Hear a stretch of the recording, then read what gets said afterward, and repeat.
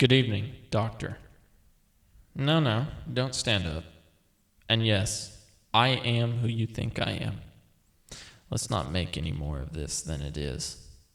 You know my number, and I know enough about you to make a duplicate that even your mother wouldn't be able to tell apart from the real you. No, that's not a threat. It's just a fact. Now, as to my business here. It seems you have stumbled upon something above your clearance. Well, no, stumbled is not the right word. Dug up, perhaps. And you are getting to the point where further digging would end in some fairly lethal gunshot wounds. This would be a sad state of affairs, as you are otherwise quite a good researcher. Therefore, you are getting something very, very few people in the Foundation ever get. An explanation. Yes, we were alerted when you first started digging into SCP-001. Every researcher who's been around for a while looks into it. Most are satisfied when they uncover the angel with the flaming sword. It's buried under enough levels. But then you started to look into the factory, and that is when I knew you wouldn't stop. So here it is, plain and simple. The factory is SCP-001, but it will never be written up. It was a choice I made early in the creation of the Foundation, and a choice I still stand by. You researchers are far too curious. I'm not sure which scares me worse. That we'll never understand the factory, or we will one day will. Well, I'm sure you're eager to learn more. The factory was built in 1835. Back then, it was known as the Anderson Factory, named after James Anderson, a rather well-to-do industrialist. It was built in, let's just say America, and was the largest factory yet designed. A good mile across at its widest, 3 stories tall throughout, with a special 7-story tower at the front gate that Anderson lived in. It was designated to be the ultimate factory, capable of taking care of everything, including the housing of workers. People could be born, work, live, and even die without ever leaving the confines of the factory. And work they did on everything, from cattle raising and slaughtering to textiles to everything under the sun. Now, no one knows whether James Anderson was actually a Satan worshiper. It's just as likely that he followed some kind of pagan gods. What is known is that he was never exactly in the building of his factory, and in the placement of his machinery within it. Survivors claim the floor was engraved with arcane symbols that were only visible when blood flowed across them. But when the survivors claimed a lot of things, what is known is that Anderson made his money on the blood and sweat, and sometimes body parts, of the lower class. His journals indicated he thought of them as less than human, being put on this earth only to serve his will. Of course, at that time, no one knew about his predilections, and so people flocked to the factory, a place to both work and live at the same time? Well, of course people wanted in. Never mind the harsh hours or the working conditions, the sadistic security force, and all the rest. Factory workers were forced to work 16-hour days, work only shutting down on Sundays between sunrise and sunset. Workers were not given individual rooms, instead sharing rooms with 8 other people, sleeping in shifts of 3. Medical attention was unheard of. If you were injured in the course of your duties, which, trust me, most people were, you were expected to just keep working. anyone too injured to work was dragged off by security, never to be heard from again. For 40 years, the Anderson factory cranked out all sorts of things for people. Meat, clothes, weapons. Never mind that beef might be mixed with human. Don't care that the weapons were forged in blood. No attention need be paid that the clothes were dyed with. Well, you get the idea. Rumors leaked out. But the products were so good, why bother? Until someone got out. I never met the brave soul who managed to escape, but she managed to meet with President Grant, and in 1875 he enlisted my aid. At the time I was, well, it doesn't matter. We'll say I was military, kind of, and that my people were the same. 150 good men, and some few women, who were often given jobs that weren't supposed to be common knowledge. We'd been clearing out some Confederate strongholds and some of the worst things we found down south. So we did some research. Didn't like what we saw and went in, loaded for bear. I don't actually remember much about the night it all went down. Most of it blends together in my head. I get flashes, sometimes, of the people chained in line, living next to the dead and the damned, hard to tell which was which.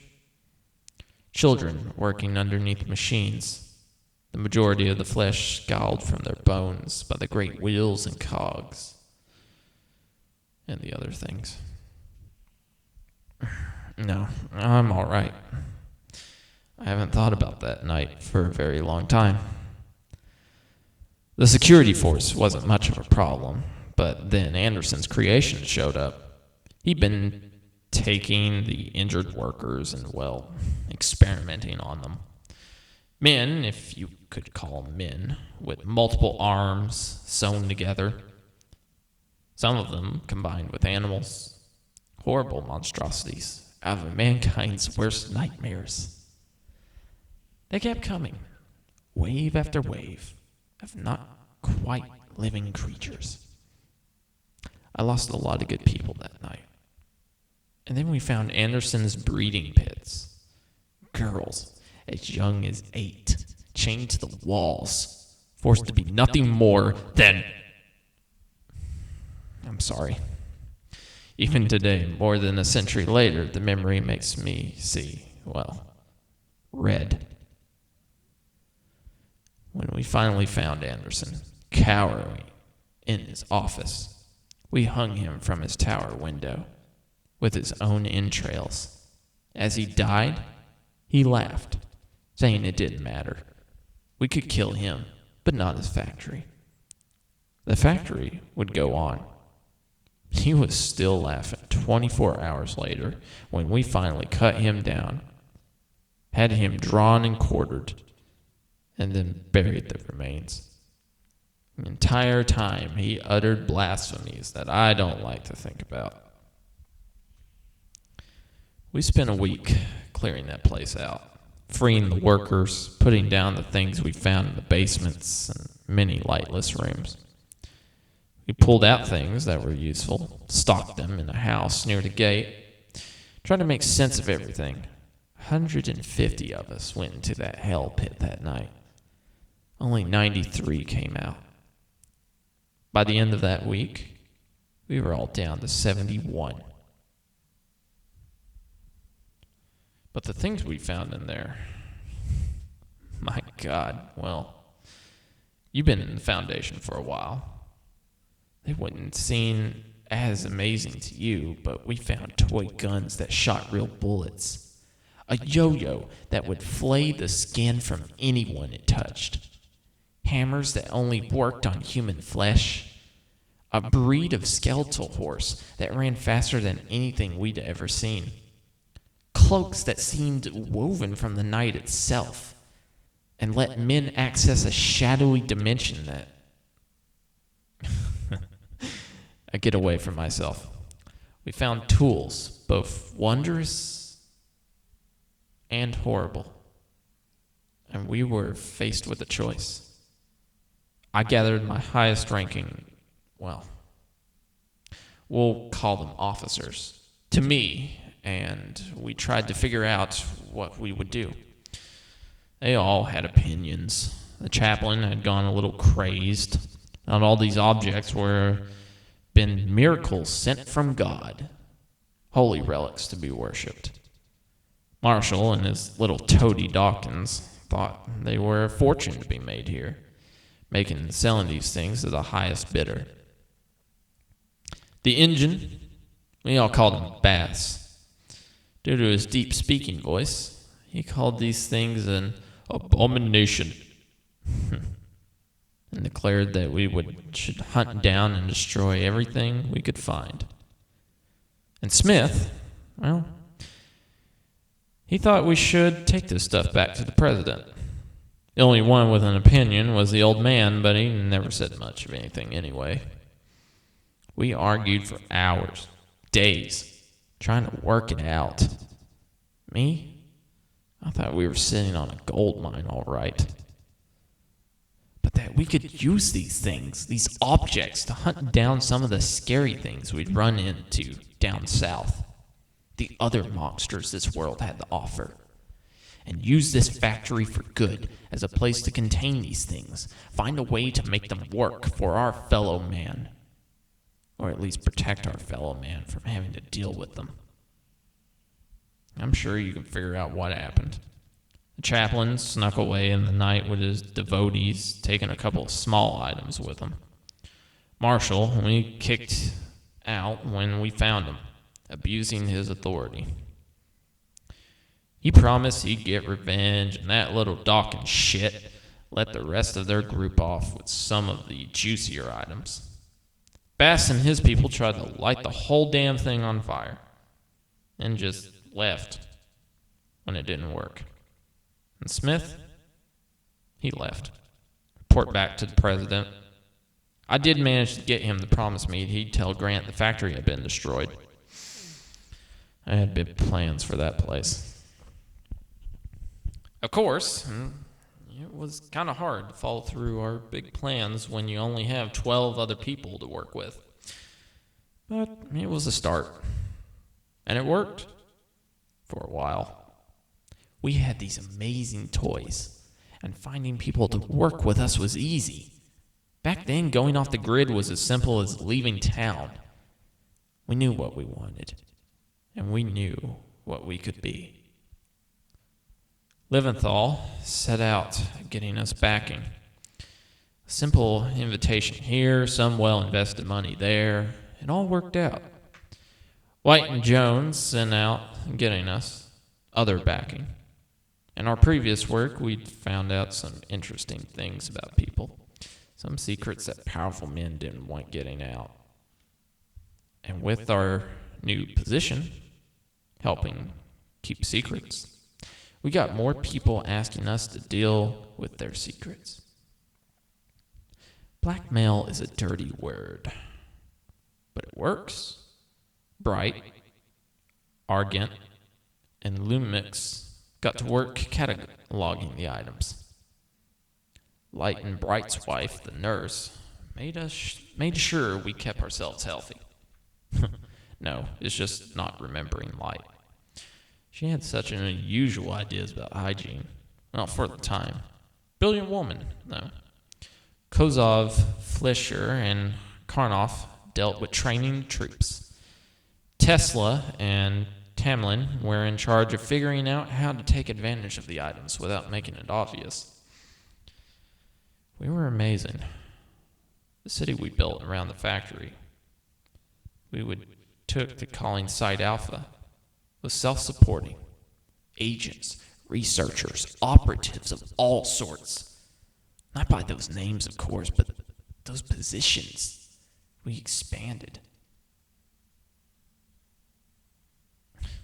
I'm sorry. I'm an old man. I know I don't look like it, but the body lies. The mind doesn't always remember right. And sometimes I get lost in my memories. Things get confused. But the long and simple of it is this. We used the factory.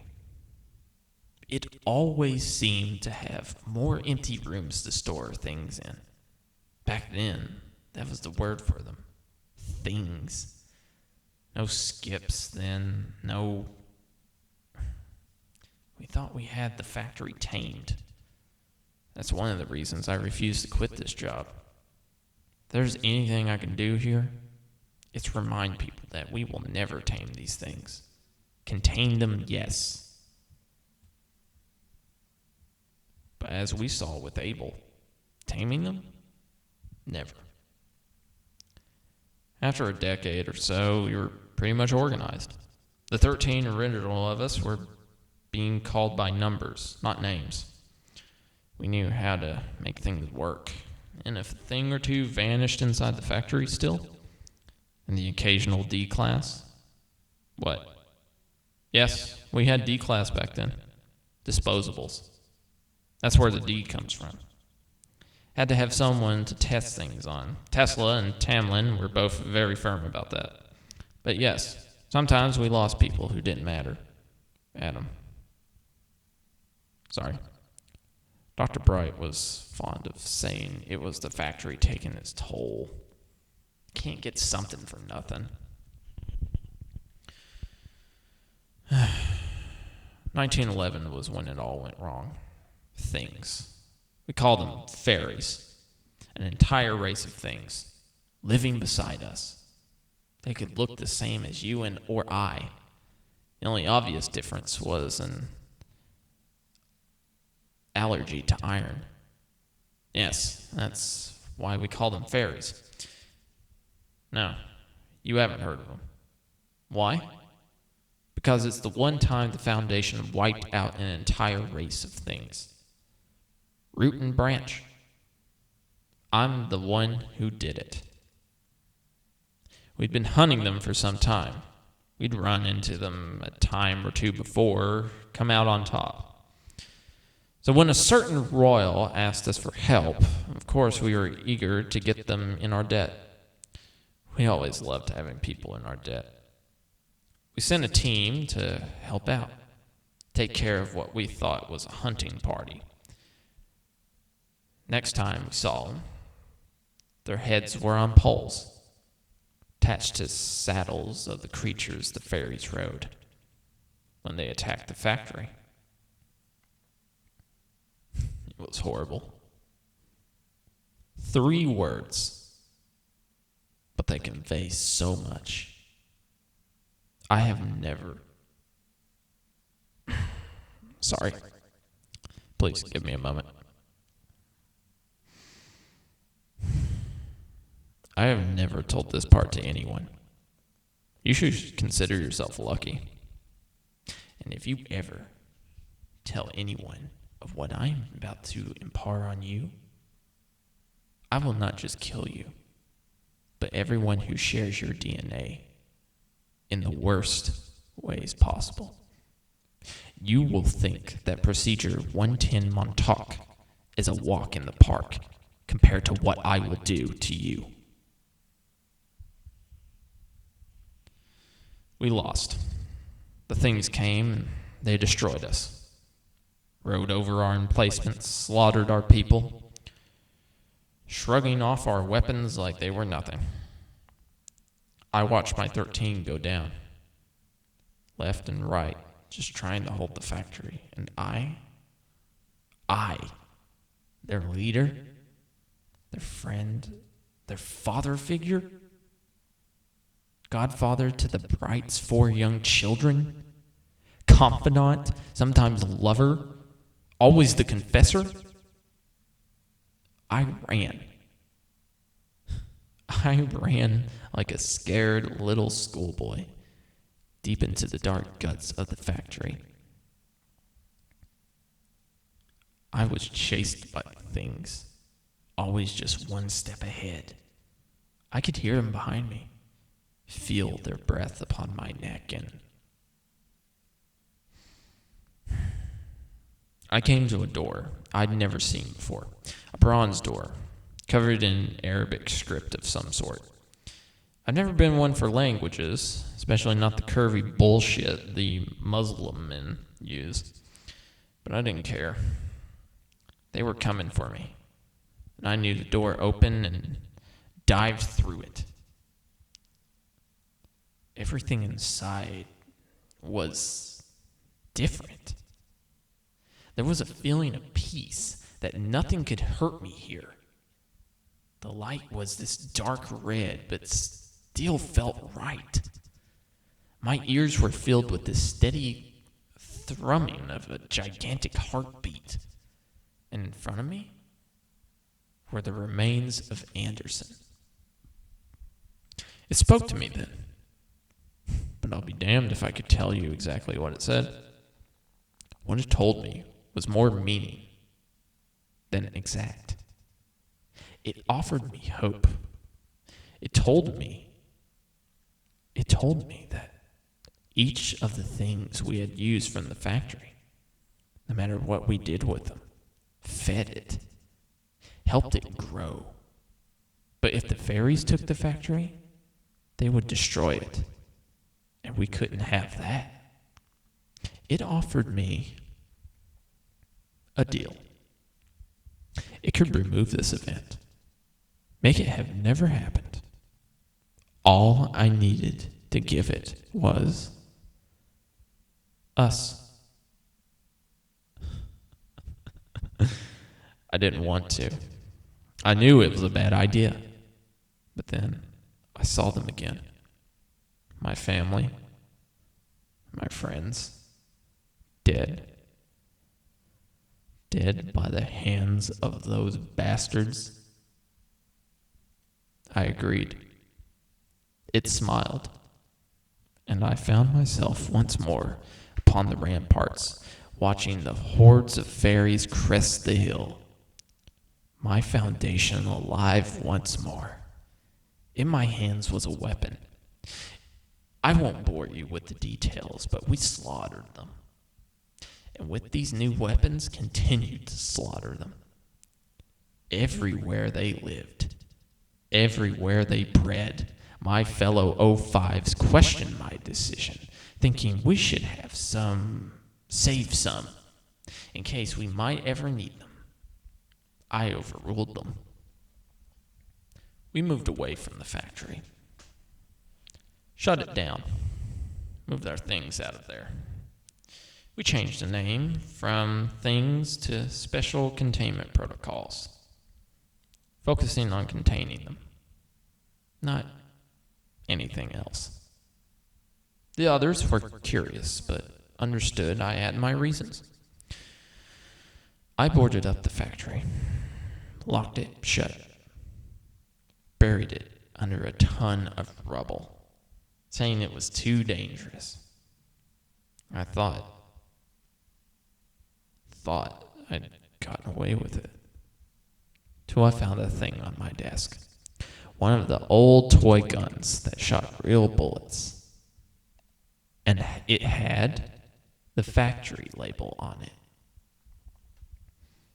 I've sent people in from time to time to see what it might be doing. Last time I sent people in to look, there was nothing there. We kept finding factory items out there. I can't help but think of how many more we don't find.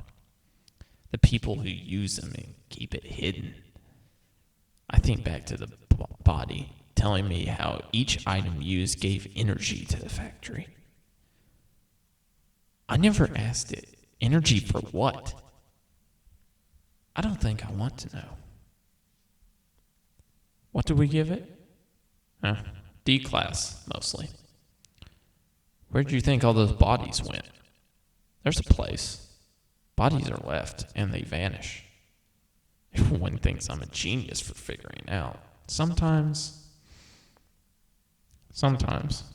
I have to feed it other things. Researchers, agents, they never know it's coming. It just reaches out and takes them. But in the end, we're doing more good by being here. whatever the factory wants, whatever it is, we're doing good here. I have to believe that. And now you know. Are you happy? I didn't think so. Why tell you? Well, I'm getting old, Elvert. Should I die, someone will have to keep feeding it. Maybe you'll be different. Maybe you'll figure out how to stand up to it. But I doubt it.